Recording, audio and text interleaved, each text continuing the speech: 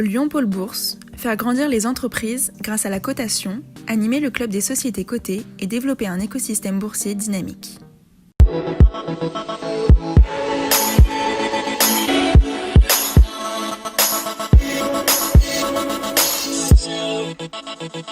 Bonjour et bienvenue depuis le plateau télé du forum Lyon Pôle Bourse des valeurs régionales. Nous accueillons à présent Nicolas Cunat, le fondateur et PDG du groupe Mare Nostrum. Bonjour. Bonjour. Groupe grenoblois qui a rejoint la bourse en fin d'année dernière, à l'occasion de ses 15 ans. Groupe spécialisé, on va dire, dans l'intérim et les ressources humaines au sens large. Rappelez-nous un peu ce que vous faites et puis ce développement que vous avez eu ces 15-16 dernières années. Eh bien, Mare Nostrum est un groupe spécialisé dans l'externalisation des ressources humaines, en particulier, effectivement, comme vous venez de le dire, le travail temporaire, mais pas que, puisqu'on a un pôle cabinet de recrutement, un pôle organisme de formation et puis un pôle portage salarial. L'idée étant vraiment de se positionner plus particulièrement auprès des PME et des ETI, pour pouvoir leur apporter une offre la plus large possible dans le secteur des ressources humaines.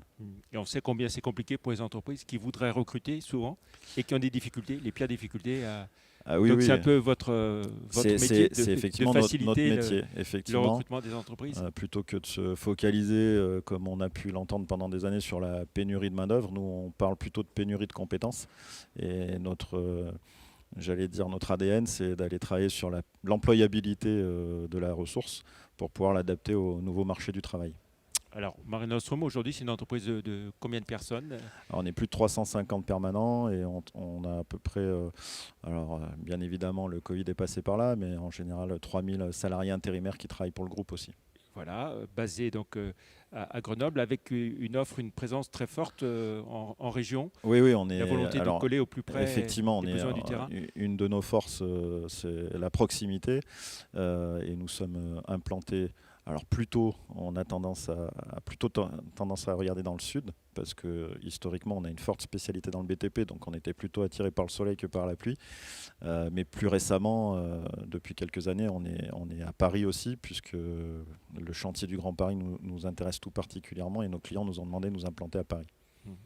Comment est-ce que vous avez vécu cette période du Covid-19, enfin qui continue malheureusement, qui n'est pas terminée, mais est-ce que ça a changé beaucoup de choses pour vous dans votre organisation, dans votre fonctionnement ? Oui, alors là, j'allais dire qu'on a accéléré le changement, puisqu'on était déjà dans la perspective d'améliorer notre organisation, de la rendre encore plus agile.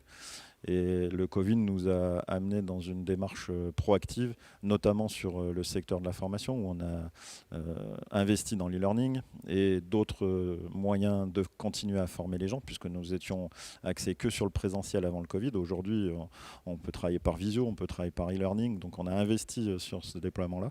Et puis on a, dans cet esprit-là, digitalisé tout notre réseau de travail temporaire pour donner la possibilité à nos agences d'avoir une relation complètement dématérialisée avec leurs salariés intérimaires et leurs clients. Et puis donc vous avez rejoint la bourse fin 2019, le 4 décembre 2019. Des introductions significatives, si on met à part bien sûr la Française des Jeux. Pourquoi est-ce que vous êtes venu en bourse et qu'est-ce que ça vous a apporté ?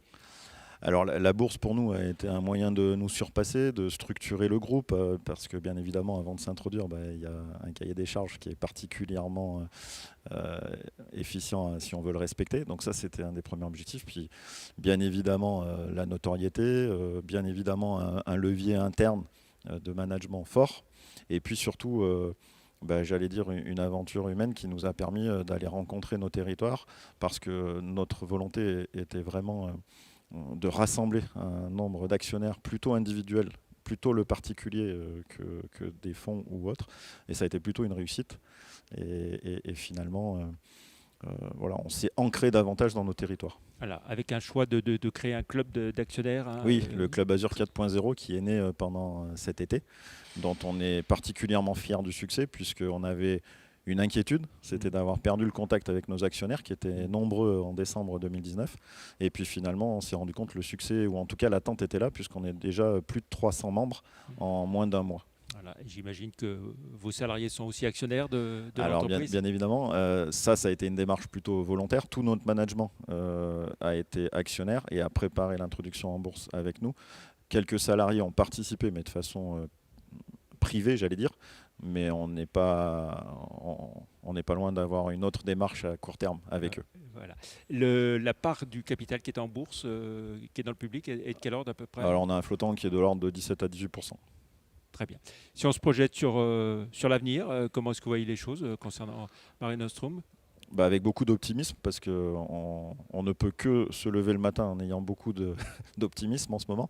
Mais notre agilité, notre offre et notre perspicacité sur la capacité à anticiper les besoins futurs nous font qu'on est plein de confiance pour l'avenir, même si les quelques semaines qui vont arriver vont être difficiles, peut-être plus sur le plan humain qu'économique, mais en tout cas on se bat et on regarde devant.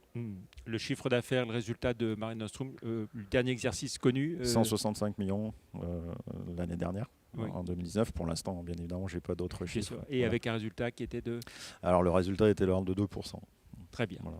Parfait.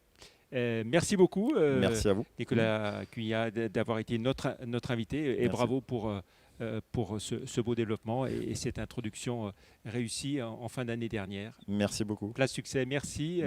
À très bientôt. Au revoir.